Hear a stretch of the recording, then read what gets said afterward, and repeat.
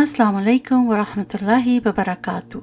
नहमदु व नसल्ली अला रसूलिहिल करीम, अम्मा बाद, फ़अऊज़ु बिल्लाहि मिनश शैतानिर रजीम, बिस्मिल्लाहिर रहमानिर रहीम, रब्बि इश्रह ली सदरी व यस्सिर ली अमरी वहलुल उक़दतम मिन लिसानी यफ़क़हू क़ौली, आमीन या रब्बल आलमीन। उम्मीद है कि आप सब खैरियत से होंगे। सबसे पहले बहुत माज़रत कि इस दफ़ा जो लेसन था जो मैं वीकली आपके साथ शेयर करती थी, थोड़ा उसमें डिले हो गया और उसकी बहुत सारी रीज़न्स हैं, लेकिन अगर मैं एक्सप्लेन करूँगी तो लेसन लंबा हो जाएगा। तो बहरहाल आगे चलते हैं, क्योंकि आज का लेसन एक तो फ़ाइनल भी है और इसमें हमने थोड़ा सा जायज़ा भी लेना है कि तज़किया नफ्स की ये जो सीरीज़ है, इसके ज़रिए हमने क्या सीखा अपनी लाइफ में। अगर हम कोई चेंजेस लेकर आए हैं या हमें लगता है कि हमारे अंदर ये बुराइयां मौजूद हैं, तो हमने इनके साथ अब कैसे डील करना है। देखें, ज़िंदगी में जब भी हमें कुछ अचीव करना होता है ना, तो उसके लिए हमें अंत तक मेहनत करनी पड़ती है, तो ही जाकर कोई रिज़ल्ट हमारे सामने आता है।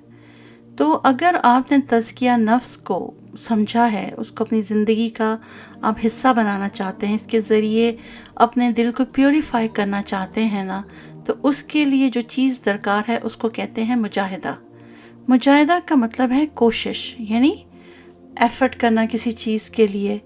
और ऑब्वियसली जब भी आप किसी चीज़ के लिए एफ़र्ट करते हैं प्रैक्टिकली, तो वो थोड़ा सा आपको मुश्किल तो लगता है, लेकिन अगर आप ये ठान लें कि जी मैंने अपने अंदर से ये क़ल्बी बीमारियां निकालनी हैं, जो कि मतलब मैं आपको कुछ की मिसाल देती हूँ, जैसे हसद हो गया, गीबत हो गई, झूठ हो गया।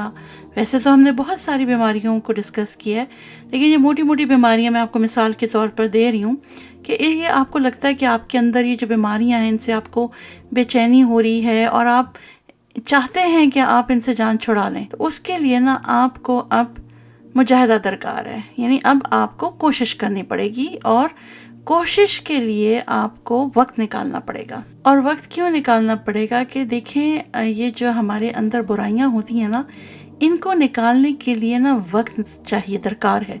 वो ये नहीं है कि सुबह आपने सोचा कि आज से मैंने ग़ीबत नहीं करनी और एक दिन आपने अपने आप को कंट्रोल किया और उसके 2-4 दिन बाद आप वो बात भूल गए और फिर किसी न किसी तरह किसी ग़ीबत में इन्वॉल्व हो गए। तो आपको ये मुजाहिदा जो दरकार है, इसके लिए आपको वक्त देना पड़ेगा, ताकि आप आइडेंटिफाई करते जाएं और उसके ऊपर जो है ना आप मेहनत करते जाएं। आपके साथ तज़किया नफ्स में जो भी टॉपिक्स मैंने शेयर किए हैं, मैंने उसके साथ बहुत सारी मिसालें दी हैं। लेसन्स को बड़ा मैंने शॉर्ट रखा है कि इतने जितने लंबे हो जाते हैं, आम तौर पर यही होता है कि लोगों की जो तवज्जो है सर्टेन टाइम के बाद ना वो डिस्ट्रैक्ट होना शुरू हो जाते हैं। लेकिन जिनको वाकई ही इस सीरीज़ में इंटरेस्ट था, अल्हम्दुलिल्लाह, उन्होंने एंड तक इसको सुना और इसको अप्रिशिएट किया और इसके ज़रिए से अपने आप को उन्होंने प्योरीफाई करने की कोशिश शुरू कर दी। जब तज़किया नफ्स की सीरीज़ शुरू हुई थी तो मैंने एक्सप्लेन किया था कि इबादत की जो बातनी शक्ल है, इससे मुराद क्या है, यानी अल्लाह सुब्हान व तआला और उसके रसूल सल्लल्लाहु अलैहि वसल्लम से मोहब्बत। और जब आपको मोहब्बत होगी तो आप मुखलिस भी होंगे, फिर आपकी कोशिश होगी कि अपने रब का कुर्ब हासिल करें, फिर आपको अपने रब पर भरोसा होगा, तवक्कुल होगा, अल्लाह के फ़ैसलों पर आप मुतमईन होंगे और फिर आप साबिर और शुक्रगुजार बन जाएंगे। कभी आपसे कोई जाने अनजाने में कोई गलती या गुनाह हो जाएगा तो फ़ौरन जो है ना आप उस पर सोचेंगे और तौबा करेंगे। नेक काम करने के लिए आप बहुत पुरजोश होंगे और जब भी कोई गम का वक्त आएगा तो अल्लाह की तरफ ही रुजू करेंगे। फिर उसमें बातनी इबादत में अल्लाह की ताज़ीम करना, उसकी रहमत पर उम्मीद रखना, उसके अज़ाब से डरना और हर मामले में अल्लाह की तरफ रुजू करना, उसके फरमान को कबूल करना और हर हाल में उससे राज़ी रहना। तो ये सब जो है ना, ये बातनी इबादत में शुमार होती हैं। तो समझने की बात यह है कि हमारी जो बातनी इबादत हैं वो परफेक्ट होनी चाहिए।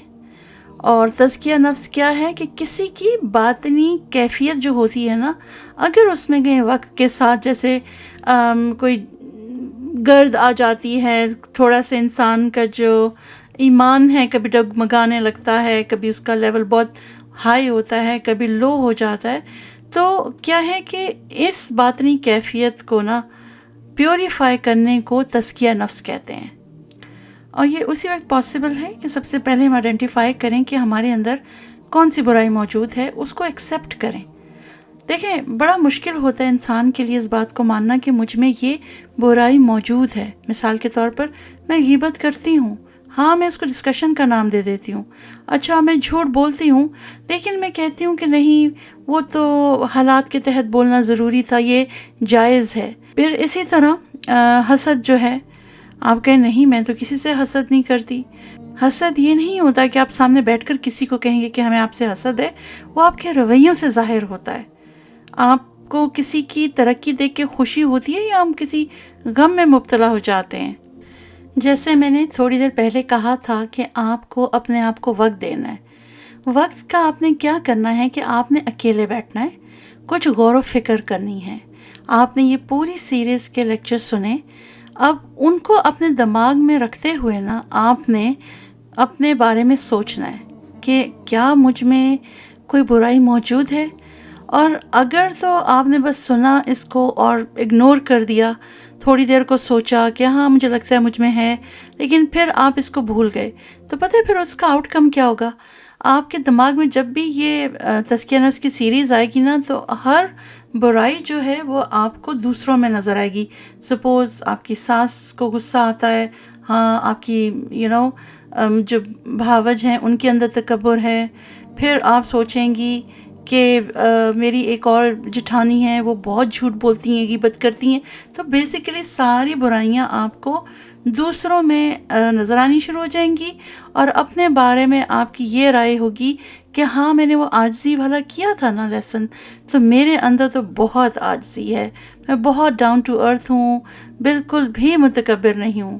تو یقین کریں کہ یہ جب آپ دوسروں کے بارے میں یہ سوچیں گے اور اپنے بارے میں یہ سوچیں گے نا تو یہ ایک اور بہت بری بات ہے. ہمارا یہ کام نہیں ہے کہ ہم دوسروں کی فکر کریں کہ ان کے اندر کیا برائیاں ہیں، ہم نے تو اپنے اندر سے یہ بیماریاں نکالنی ہیں. تو اس کے لیے آپ کو پھر وہی مجاہدہ درکار ہوگا، کوشش ہوگی. جیسے میں نے ہر لیسن میں مثالیں دی کہ اگر آپ ایسی جگہ پر بیٹھی ہیں وہاں پر کسی کو ڈسکس کیا جا رہا ہے تو ان کو منع کریں یا ٹاپک چینج کر دیں یا وہاں سے اٹھ جائیں. یا پھر اور ہم نے یہ کیا تھا، حسد کے بارے میں کیا تھا کہ جب بھی آپ کو کسی سے حسد ہونے لگے تو اللہ سبحانہ تعالیٰ سے ان کے حق میں دعا کریں. تو ہم نے ہر لیسن میں کچھ نہ کچھ اس بیماری کا علاج دیکھا ہے.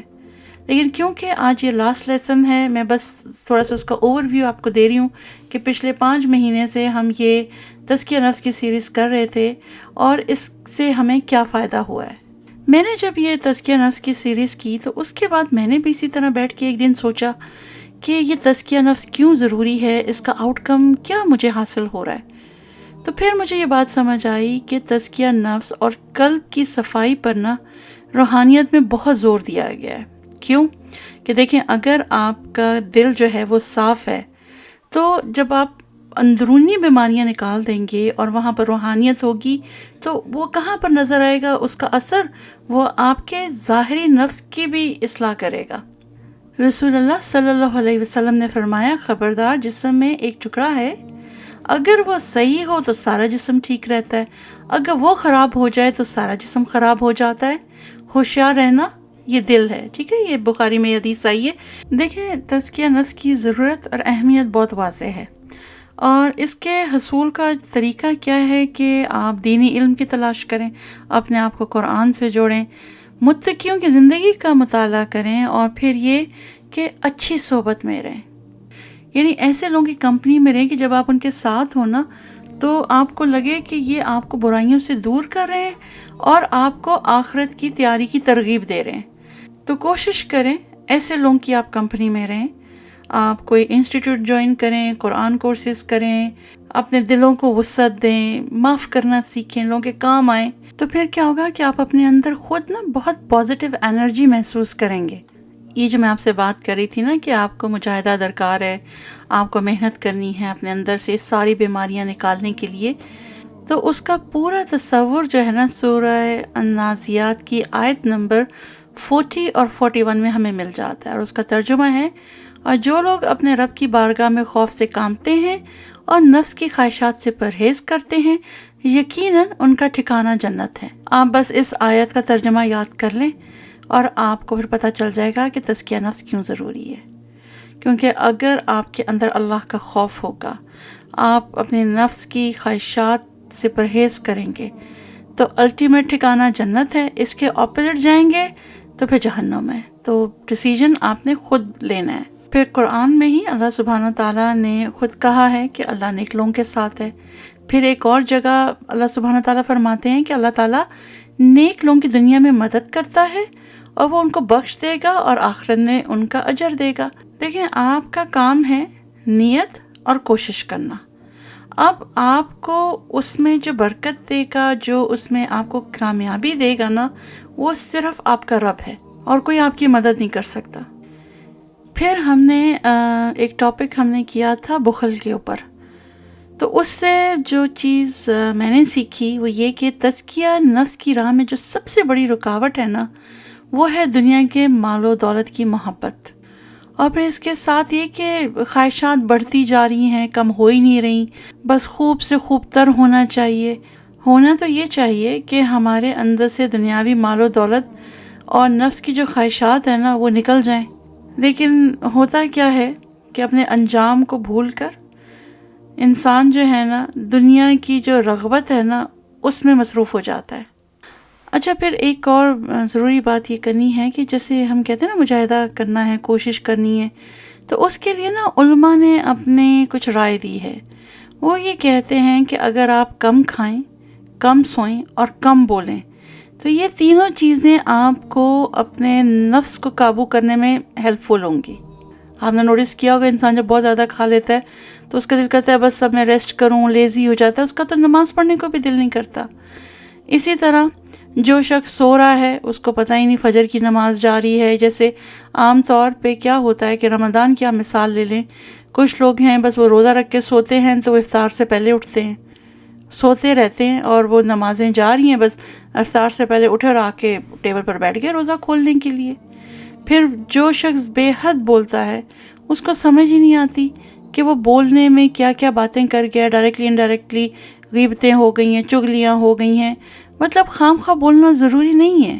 تو اگر آپ مجاہدہ کرنا چاہتے ہیں اور کوشش سے اپنے اندر سے یہ بیماریاں یا برائیاں جو پیدا ہو جاتی ہیں ہمارے اندر اس کو نکالنا چاہتے ہیں نا، تو پلیز ان تین چیزوں پہ بھی غور کریں: کم کھانا، کم سونا، کم بولنا۔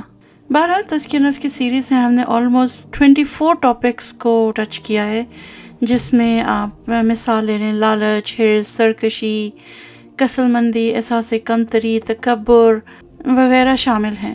ہر ٹاپک میں نے پہلے آپ کو ایکسپلین کیا، پھر میں نے آپ کو کچھ مثالوں سے سمجھایا، اور پھر ہم نے ان بیماریوں کو نکالنے کا طریقہ یا علاج دیکھا۔ بہرحال امید کرتی ہوں کہ جنہوں نے بھی یہ سیریز کو فالو کیا، کوئی نہ کوئی کام کرتے ہوئے، کہیں بولتے ہوئے، کسی ایسی محفل میں بیٹھے ہوئے ان کو ایک منٹ کو احساس ہو جائے کہ یہ کام نہیں کرنا ہے، کیونکہ ہم نے تزکیہ نفس کی سیریز کی ہے اور اس کے تھرو ہمیں معلوم ہوا ہے کہ یہ اچھی چیز نہیں ہے۔ تو ہمیں ان چیزوں سے جہاد کرنا ہے، اور یہی مجاہدہ ہے۔ میری اللہ سبحانہ تعالیٰ سے بس یہی دعا ہے کہ اللہ تعالیٰ ہمارے دلوں کو بالکل صاف کر دے اور ہمارے اندر سے تمام برائیوں، ان امراض کو جو ہمارے دلوں میں پائے جاتے ہیں، ان سے ہمیں بالکل پاک کر دے، ہمیں اپنی اطاعت نصیب کرے اور ہمیں ایسے کام کرنے کی توفیق عطا فرمائے جو ہمیں جنت کے قریب لے جائیں۔ پھر یہ کہ اللہ تعالیٰ ہمیں جو دل اور زبان کے گناہ ہیں ان سے بچنے کی توفیق عطا فرمائے، ہمیں غیبت، بغض، چغلی، طعنہ زنی، جھوٹ، حسد، غصے والی جو بیماریاں ہیں ان سے بچائے، اور اس کے اپوزٹ جو ہیں محبت، صبر، برداشت، یہ والی جو خوبیاں ہیں ہمیں عطا فرما دے، اور اللہ تعالیٰ ہم سب کی دعاؤں کو قبول فرمائے۔ اور جو کچھ بھی ہم نے تزکیہ نفس کے ٹاپک میں کور کیا، اللہ تعالیٰ اس کے تھرو ہم سب کے اندر سے وہ برائیاں دور فرما دے اپنی مدد کے ساتھ۔ ہم اللہ تعالیٰ سے جو دعائیں کرتے ہیں اللہ تعالیٰ ان کو قبول فرما لے اور ہم ان برائیوں سے نکل جائیں۔ اللہ تعالیٰ ہمارا شمار اپنے نیک بندوں میں کرے اور ہمیں اللہ کی معرفت نصیب ہو، اور جو بھی گند غلاظت ہمارے اندر ہے وہ نکل جائے اور اس کے بعد ہمارے اندر قرآن کا نور، نبی کریم صلی اللہ علیہ وسلم کی سنتوں کا نور، احادیث کا نور داخل ہو جائے۔ آمین یا رب العالمین۔ اور یہاں پر تزکیہ نفس کی سیریز اینڈ ہو جاتی ہے۔ بہرحال آپ لوگوں کے ساتھ یہ ایک بہت خوبصورت سفر رہا، اور جب میں یہ سوچ رہی تھی کہ یہ سیریز اینڈ ہو رہی ہے تو پتہ نہیں کیوں دکھ بھی ہو رہا تھا اور اس کے ساتھ خوشی بھی ہو رہی تھی۔ دکھ اس بات کا کہ جو ہمارا ایک خوبصورت رشتہ بنا تزکیہ نفس کی سیریز کے ذریعے وہ اختتام کو پہنچ گیا ہے، اور خوشی اس بات کی کہ پازیٹیولی یہ سوچ رہی ہوں کہ انشاءاللہ آپ لوگ جو کچھ بھی یہ سنتے رہیں اس کو اپنی زندگیوں میں امپلیمنٹ کریں گے۔ اس کے علاوہ ہمارا تعلق تو بالکل کمپلیٹلی جو ہے وہ ٹوٹ نہیں رہا، I am very much hair, اور میں انشاءاللہ کوئی اور سیریز کروں گی یہاں پہ۔ ویسے بہت ساری سسٹرز نے ریکویسٹ کی ہے کہ میں اللہ سبحانہ تعالیٰ کے جو نام ہیں ان کی بالکل شارٹ سی تفسیر جو ہے وہ شیئر کرنا شروع کر دوں۔ پلیز آپ لوگ کمنٹس میں بتائیں کہ آپ لوگ کس چیز میں انٹرسٹڈ ہیں، یا آپ شارٹ کورس کرنا چاہتے ہیں احادیث نبوی کا، یا پھر آپ اللہ سبحانہ تعالیٰ کے جو 99 نیمز ہیں ان کی شارٹ تفسیر چاہتے ہیں۔ اور اس کے علاوہ میں نے 2-4 اور چیزوں پر بھی غور کیا ہے، انشاءاللہ وہ بھی آپ کے ساتھ ضرور شیئر کروں گی۔ آپ سب کی محبت کا، خلوص کا اور پازیٹیو فیڈ بیک دینے کا بہت شکریہ۔ انکریجمنٹ بہت میٹر کرتی ہے۔ اگر آپ لوگ مجھے اتنا پش نہ کرتے کہ آپ یہ سیریز کریں تو شاید میں کبھی بھی نہیں کر سکتی۔ اللہ سبحانہ تعالیٰ کے اذن سے اور آپ لوگوں کی محبت سے ہی یہ پاسبل ہو سکا ہے۔ ڈھیر ساری دعائیں آپ سب کے لیے، اور آپ سے بھی درخواست ہے کہ مجھے اپنی دعاؤں میں ہمیشہ یاد رکھیے گا۔ اجازت چاہوں گی، وآخر دعوانا ان الحمد للہ رب العالمین۔ السلام علیکم ورحمۃ اللہ وبرکاتہ۔